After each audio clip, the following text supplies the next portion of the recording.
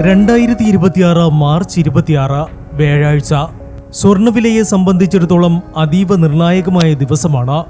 ഇന്ന് പുറത്തുവരാനിരിക്കുന്ന അമേരിക്കൻ സാമ്പത്തിക ഡേറ്റ വിപണിയിൽ ചില ചലനങ്ങൾ ഉണ്ടാക്കാൻ സാധ്യതയുണ്ട്.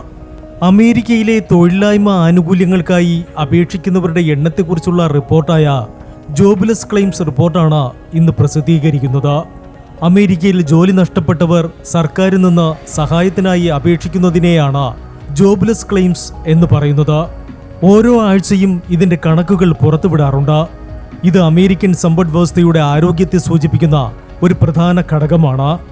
തൊഴിലില്ലായ്മ അപേക്ഷകരുടെ എണ്ണം കൂടിയാൽ അത് അമേരിക്കൻ സമ്പദ് വ്യവസ്ഥ മോശമാണെന്ന സൂചനയാണ് നൽകുന്നത്.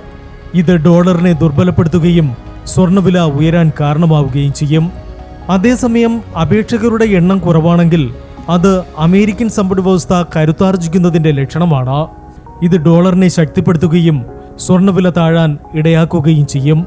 പശ്ചിമേഷ്യൻ യുദ്ധ സാഹചര്യവും ഡോളറിന്റെ ചലനങ്ങളും സ്വർണ്ണവിലയെ സ്വാധീനിക്കുന്നത് തുടരുമെങ്കിലും ഇന്ന് പുറത്തുവരാനിരിക്കുന്ന അമേരിക്കൻ സാമ്പത്തിക ഡേറ്റ സ്വർണത്തിന് അനുകൂലമായാൽ കേരളത്തിൽ നാളെ പവൻ വിലയിൽ വീണ്ടും വർധനവ് പ്രതീക്ഷിക്കാം. മറിച്ച് ഡോളർ കരുത്താർജിച്ചാൽ വില അല്പം താഴേക്ക് വരാനും സാധ്യതയുണ്ട്. Business desk, gold max.